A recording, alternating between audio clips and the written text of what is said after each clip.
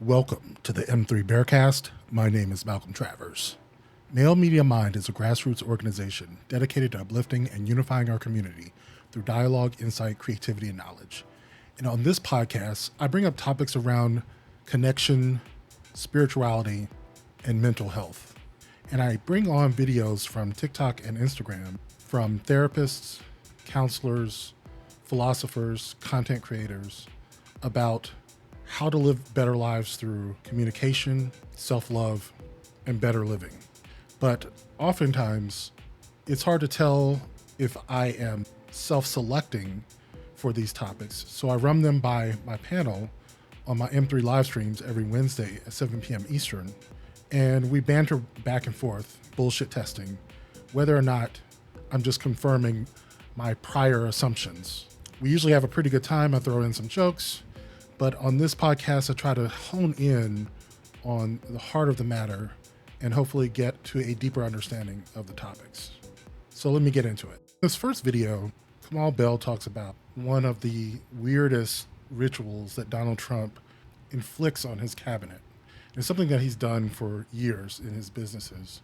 And it goes to show the nature of the current White House, whether or not we should be afraid of how incompetent they are or just how unserious they are as people. I don't know, like this, it always seems to be some sort of crisis happening in the federal government since he started his second term. But something about this story made me feel a little bit more at ease because it just makes me recognize how unserious they are as people. Trump does a thing where all the men who work with him, he guesses their shoe size and then he buys them a pair of his favorite shoes. Now, before you go, oh, I bet Trump likes real nice shoes. That's pretty cool. No, Trump likes Florsheim shoes. What? Honestly, I didn't know they still made Florsheim shoes. I remember when I was a kid. They're not. They're fine. They're fine. They're not presidential. Sorry, I just lost that Florsheim sponsorship. Anyway, so Trump guesses the shoe size of the men around him, and then he buys them a pair of these shoes. But he doesn't ask people their shoe size because he's Trump. He guesses. And this is what Marco Rubio's walking around in. Yep, that's Marco Rubio's foot. And he's literally walking around in a pair of clown shoes. Because Marco Rubio couldn't say, sir, no, I don't wear a 10. I wear a 7.5. They're not serious people doing serious things. Not serious people. That is crazy. You know how much my dad would yell at me if I let another man do that to me? Yes. I was like, my father would dig himself out of the grave and come kick me in the face. If you let another man bitch you out like that, you wear big ass shoes like. Now, there were memes of that. I did not know what it was about, but there are memes of Marco Rubio in big clown slippers coming up and being all servile to Trump. The other thing is, he is Cuban American. We don't play that shit. You don't let no other nigga bitch you out for those shoes. He is Trump's bitch. He is. Yo, Yes, Marco, he is. have a long. There was another thing. I think it was on, what was it? The Bulwark podcast. He had a representative or someone from the government who was making an official White House visit. And he was walking with Trump, going to different people in the West Wing. And they would ask him, like, how's the economy? The economy is wonderful, sir. It's blah, blah, blah, blah, blah. It was like people are literally bullshitting him when they didn't have to bullshit him. This was a private meeting. And he started to realize, no, the economy is not great. But that's the kind of environment that exists in his White House, that he's the emperor with no clothes. Right. And you have to go wear the big... You have to wear the big ass shoes because, oh, these are great shoes, sir. Oh. He gonna know what size shoe you got on anyway. He can't even remember what he gave you. Calm down. So this next video is actually about fortune cookies, but he was applying this concept of fortune cookies to prayers and setting an intention and holding it in your heart, how it can change your outlook on reality. And I think it's funny to me that people actually take seriously the fortunes inside their cookies.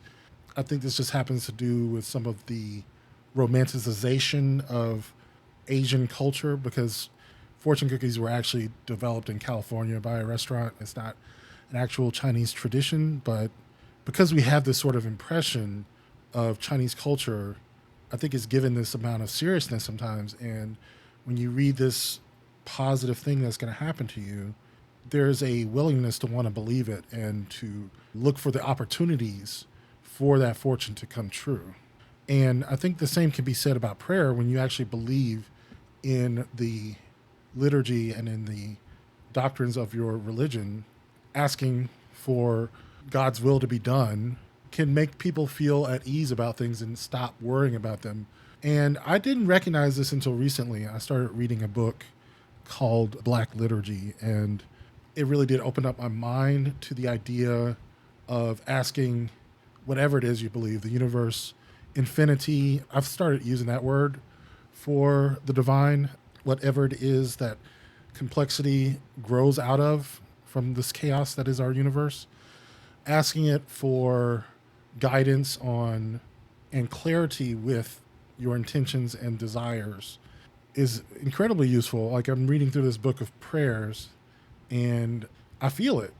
And I think that feeling can be put to use. And I'm in favor of anything that can provide you fuel and motivation to go after what's important to you. So I grew up on these. This is a fortune cookie. And I'm not going to open it. I don't eat them. But growing up, I would open these up.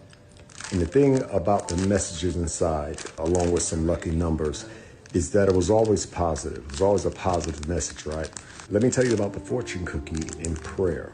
When I would read the positive message inside of the fortune cookie growing up, what it did for me was it would heighten my expectation that whatever it was that was said in the fortune cookie was going to happen for me. So when that happens, you raise your awareness and you are looking for opportunities. And it is the same way with prayer. When you believe in God for something, it raises your expectation of good things happening for you. That is the positive about prayer. But under no circumstances, you cannot pray and change someone else's circumstance. Hope that makes sense. Throw this away now. You can't do carbs. I always did. I'm the super analytical person.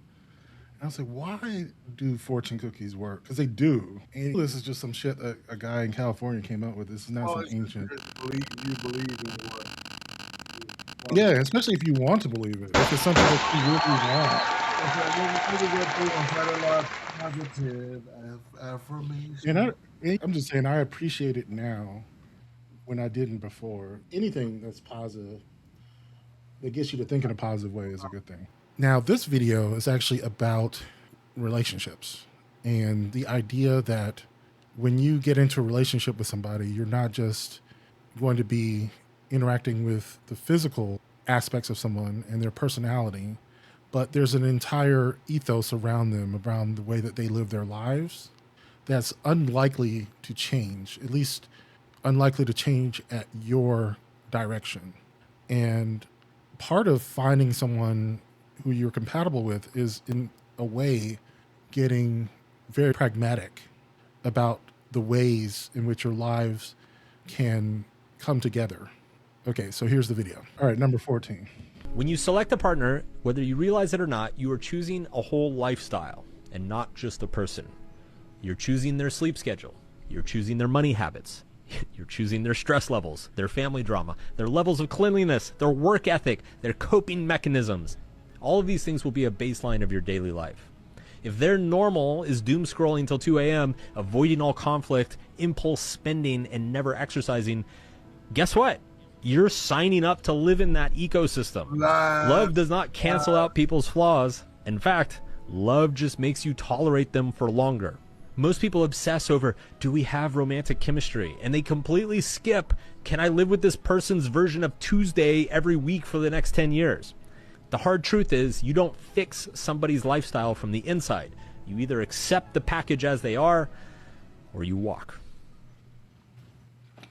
I think one of the things he's getting at is the difference between the excitement and the chemistry and the sort of practical ways in which relationships function.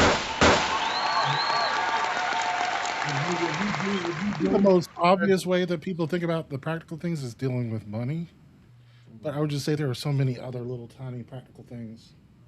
If you would do all that too, I'm going to bed. Good luck. So this video is actually on morality. We had a really interesting conversation about it. And one of the things that I didn't get into is this concept of free will and the problem of evil. It's one of the easiest refutations of the God hypothesis, that if God is good and all powerful, then why does evil and pain exist? And typically the answer is free will.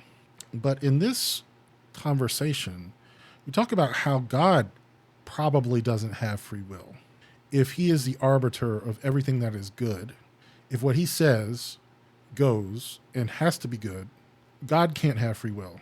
If he can only choose good things to be good, and if he can choose good things to be evil, that would mean he has free will and always chooses the right thing. And if he has free will and can always choose the right thing, then why can't we? Why do we have to suffer just because we have free will if God can have free will and always choose the right thing? These are just some questions that come up when you start deconstructing your religious faith. And for a lot of people, that could be disorienting. It is disorienting, but it is ultimately helpful for all of the times that you are told what to believe and to believe it without question. And getting comfortable asking questions and getting comfortable with not really having answers is part of the process. And so I think this conversation brings up some more questions about morality, free will, and the question of the problem of evil. What is the difference between it's raining and, it's bad that it's raining? What is the difference between a murder just occurred and it's wrong that murder just occurred? If you try to isolate what the actual difference is there, I think it has to just be an attitude. It's an expression. It's the way you feel. The phrase murder is wrong translates to something like, I don't like murder. A phrase like, I don't like murder, is a claim about my psychology. I could be lying. I could say I don't like murder, but actually I do secretly like murder. It could be something that I'm lying about. It could be true. It could be false that I don't like murder. It seems to be a claim about my brain, about my psychology, about my attitude towards murder.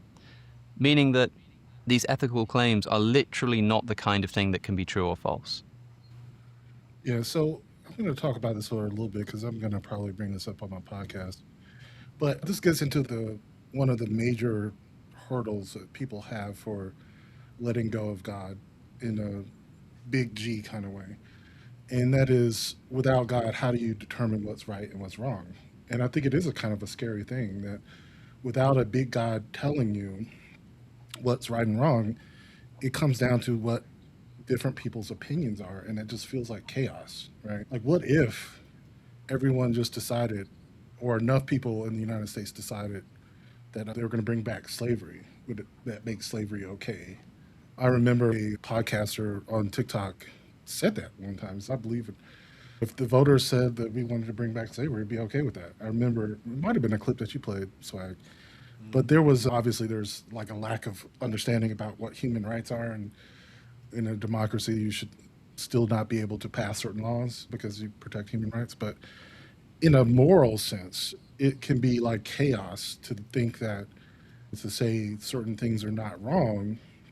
It's just a matter of opinion. So that's where God comes into play. God says it's wrong, therefore it's wrong. Now, here's two ideas that might get you to think or expand your idea of what God is for this reasoning. So, like, we talked once about what omnipotence is, and like the burrito so hot you can't eat it dilemma. Think about it like this: if God is the ultimate determiner of what right and wrong is, the ultimate determiner of ethics, is it right because God says it's right, or is it right because God sees and knows what is right? And so you got two options, right? You got one where God is then subject to something outside of himself and therefore is not omnipotent. He's subject to the laws of nature that say this is right and that is wrong. Or God is the ultimate determination of what right and wrong is. And therefore, the other sort of problem is God could just change it.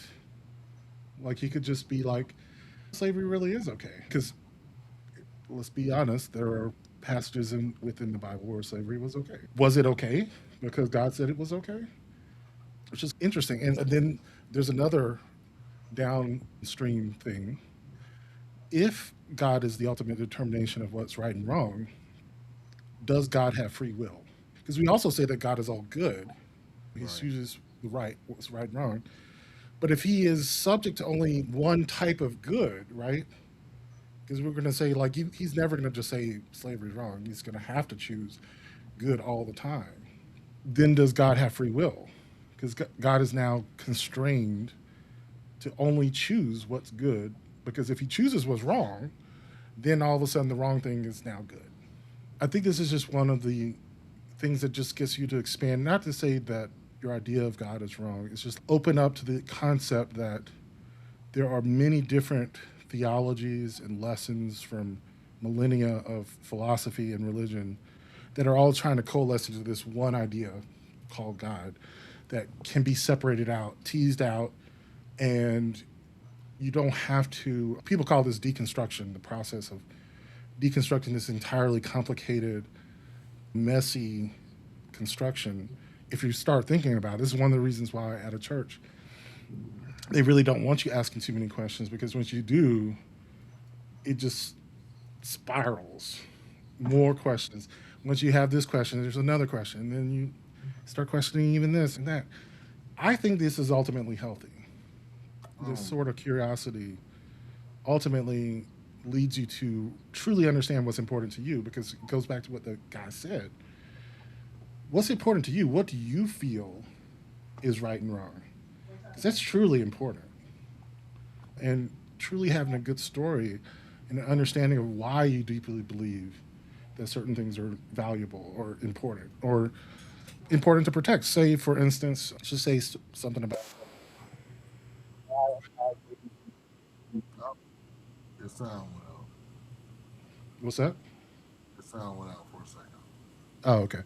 So one of the reasons why I believe in, say, transgender rights or the rights to abortion is this idea of bodily autonomy, that you are ultimately in charge of your own body. It can be challenged at times, and I have a video in here that I'm going to discuss that challenges that. But I ask myself why that's important to myself, and I think it's okay to wrestle with those questions. And sometimes people do things that make me feel uncomfortable.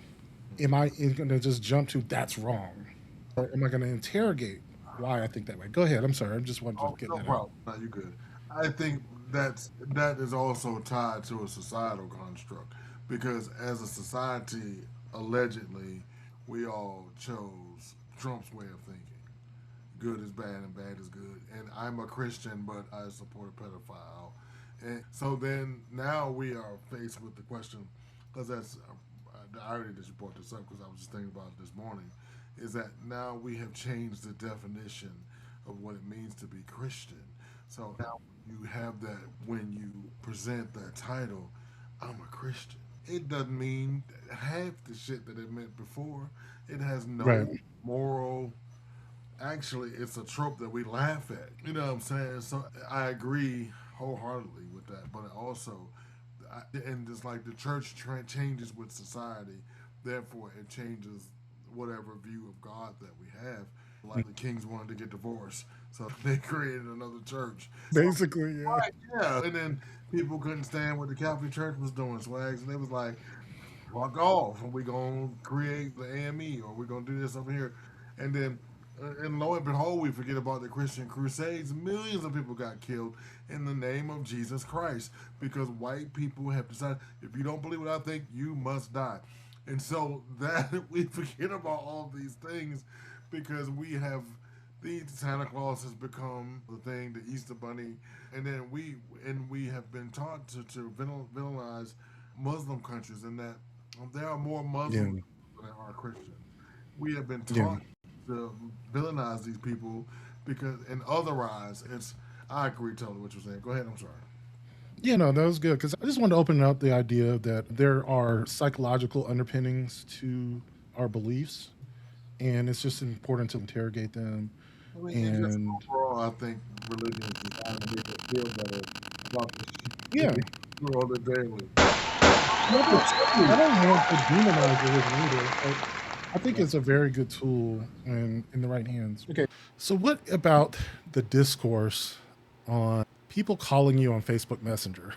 I had this happen to me recently where I matched with somebody on a dating app. We exchanged Facebook profiles, and then he proceeded to call me. And I at no point said I wanted to receive a call. And when he did call, I hinted at the fact that I said, "Did you mean to call me? Was this an accident?" And I can't remember what his response was, but I know that I was just like, "I'm done. I can't." We message about calling or we exchanged numbers, but this was something that came up in this video, and we talked a little bit about it. Number Number two, two, this is funny. Let it be a cat video. Jeez, please. hopefully, Allow me to uncle this early in the morning. Lord, that's your boo. So somebody called me on Instant Messenger like 10 minutes ago. I don't wake up till 9 o'clock because I have to be at work till 11. It's 8 here or a little after 8. So you didn't allow your horniness for whatever reason. We've exchanged 5 messages, something, and nowhere in there did I say, "Oh, you should call me," or "Oh, you should call me at 8 o'clock in the fucking morning." And then when I call you on that shit, you get a fucking attitude? For real? Y'all get a little better with that whole instant messenger calling thing. Don't do it. If people want you to call them, people my age anyway, we want you to call us, we will give you our telephone number because we still use that. Okay?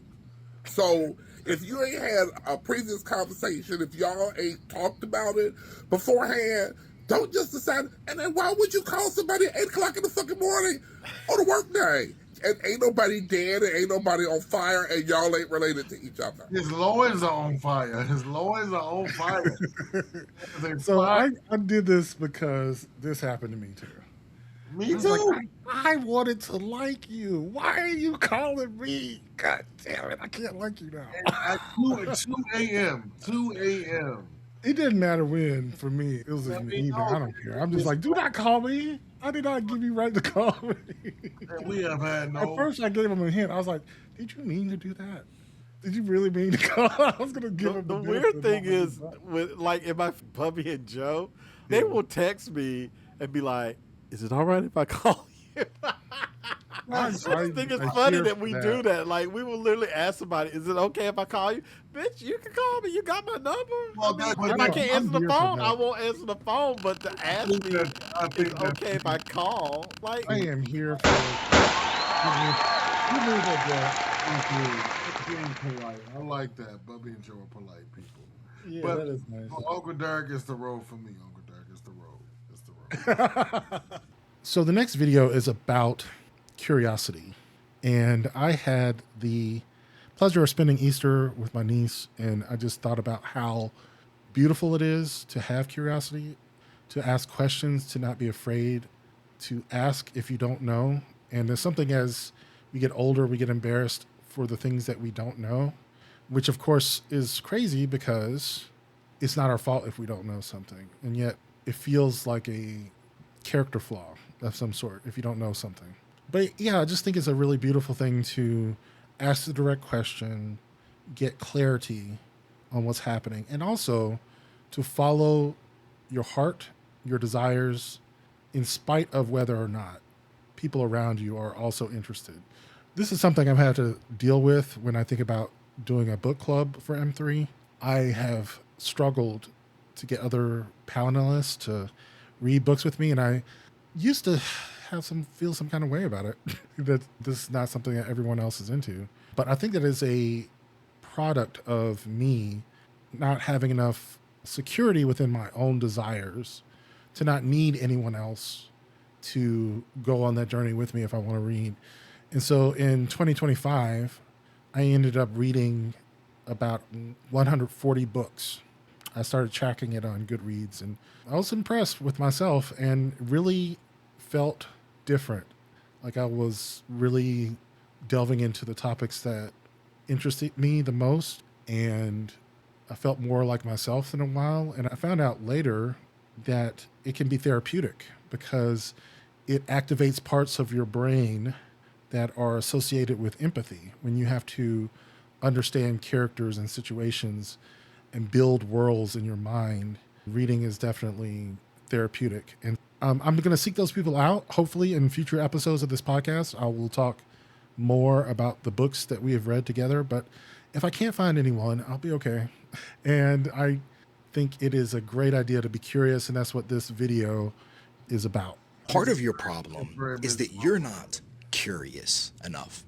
And I say that because as humans, one of our superpowers is an intense curiosity, almost a violent curiosity, to go explore, to go try that new thing. Why is traveling so fun? Why do people love to travel so much? It's because you're experiencing something that you don't typically experience. You're tapping into curiosity. That can be dangerous, right? Trying a new thing can kill you literally. But there are many ways to be curious. Imagine your ancestors that were just slightly more curious about the way that the world worked. This gives you a huge leg up, a big time advantage, such that we all have this curiosity gene inside of us. But in modern times, you don't have to be curious to survive. In fact, I would argue that one thing that we are taught growing up is to not be curious, not ask too many questions, not think too far outside the box, just be like everybody else. That's what on social media. What is a trend? A desperate attempt to be like everybody else, to be seen as cool or desirable or whatever, attractive. It's just a desperate attempt to suppress your curiosity and absorb the social norm. But deep inside of you, and you know this is true, deep inside of you, on a DNA level, on a genetic level, you want to be curious and find the things that are interesting and important and valuable to you. And if you don't do that, then you won't feel right. You won't feel fulfilled. You won't feel happy. You need to be more curious. An added bonus is that being more curious makes you like 96 times more interesting than somebody who's not curious. It just makes you more intriguing to be around. Who is this person that went on their own curious journey and is not a cookie cutter version of every other human being that exists? You need to be more curious. It makes you smarter. It makes you more enjoyable to be around. Curiosity is the tool that we use to sculpt our individual greatness. That is so fucking, that whole video is so fucking presumptuous. If you are less curious, I mean, that does not make you less interesting to me. That is an educational preference and bias that he has. That is fucking ridiculous. Okay. I will take on a different tack. Because for one, you know, whether or not you're interesting to other people, I think expressing or following your own curiosity helps you come better into contact with who you are as a person. And I think like doing something that, I don't know, other people don't find interesting, even against the grain of what other people do, it could actually lead you to be alone. I will say this, a criticism about what I thought he said, was that I don't think curiosity makes you more interesting to other people all the time. In fact, I think it can do the opposite. I think it can make you somewhat of an outcast. Agreed. I think the reason why people follow trends and do things what other people are doing is because they want to belong. They want to be a part of the crowd. But that may not make you happy. I think what I find true about what he said is that following your own innate curiosity is going to make you happy. Whether you're in a group of people like-minded, which would be great, or if you're alone, because you will actually be steeped in the things that truly just genuinely interest you. I can remember for instance, if it's a game or a movie or a book that I really like reading or whatever, why I used to be the type of person who's like, why would I read that 5 or 6 times or read it over and over again? And like, there are so many other books I could be reading. I read it because I like it. I'll say The Color Purple is one of those books for me. And the reason why is that when I first encountered it, I couldn't have been more than 7 or 8 years old. And I just could not read it. There was a lot of, you call it like dialect, like the way that the words were spelled. It was like Southern accented English. And I just was like, I can't make heads or tails of this. And it's written as a epistolary novel. So it's like either letters to God or letters to her sister back and forth. And it's just, it's a difficult book. But as I got older, got better, I saw the movie, then I understood who the characters were, and I came back to the book again. It's one of those books that is also now just like a comfort, that I read it probably every other year or so. Weird, I don't know. But I'm just saying, don't be afraid to follow what you like, despite what anyone else has to say. That is a way better message than what he said. And this last video is about the opposite, which is when people have priors and they are just looking to cherry pick information to fit their worldview, how twisted their logic can become. This video is about a conservative Christian preacher talking about how the government doesn't want you to own anything, when he's talking about banks and loans which are not issued by the government. And when we talk about paying taxes, I think they get a lot of people upset about what their tax dollars go into, but most people get more out of their taxes than they put in. It's something that fails to register on a lot of people. When services, when you talk about things like Social Security, Medicaid, Medicare, public services, education, police and fire, regulations to keep your food safe, all these things that are paid for by your taxes. I don't know, it just doesn't register in people's heads because they already have a preconceived notion that they don't want to pay it and that it's not going for anything that matters to them. But it's also crazy when people talk about doing something to help the average person, and then when it comes time to vote, they vote against their own interests because they have no desire in seeking the truth, but only to cherry picking ideas that meet their criteria for the truth. So I'm going to play this video right here. How many of you own a house? Their job is to take it. How many of you own land? Their job is to take it. They don't want you to own anything, and they don't want you to have anything to pass on to your heirs. But the way they work it then is, even if they don't seize your land, they keep racking up your property taxes to the point where you can no longer afford your land, which means you never actually own your land. You're renting it from the government for the rest of your life. The older I get, the more I read the Bible, the more conservative I become, because I've been reading the Bible. I thought we exorcised this demon like a decade ago. He's still around. That's crazy. Mark Driscoll is a moron, and it was bad enough when he was mostly known for just doing abhorrent theology stuff, but he seems to be getting more and more political. He was always a little political, but it seems to be like a really big part of his shtick now. And he represents a problem for all of evangelical Christianity because so many Christians are getting their information about politics and theology from people who have never challenged their own assumptions. They don't ask the next question. They hear something, it supports what they already believe, and they go, yeah, that's it. And you can be sure that anytime these kinds of people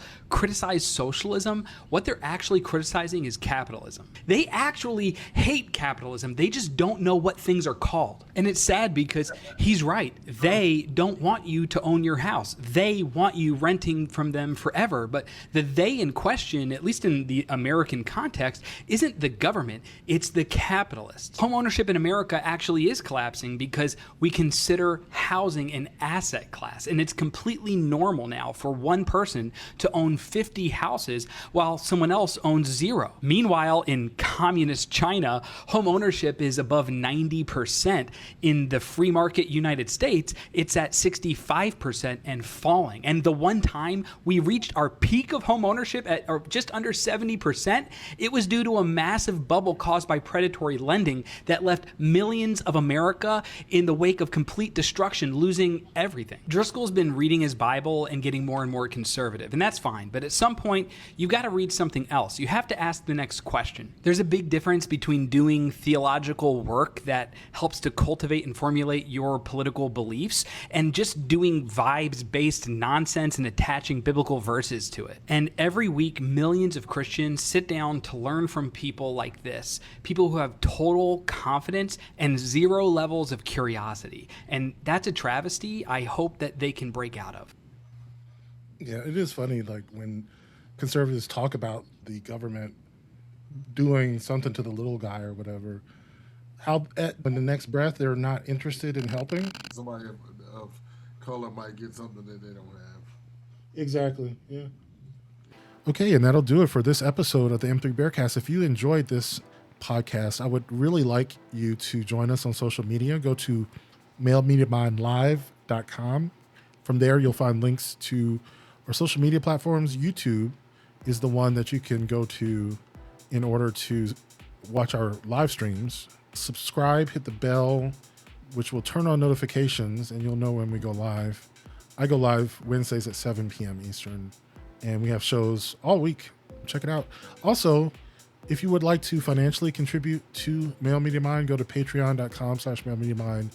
We have after shows for our patrons. We also have Telegram groups and a book club, like I mentioned. If you want to be a part of that, check us out. $5 a month gets you access to everything. We haven't really done like the tier system, but we're always adding new stuff, and we'll let you know.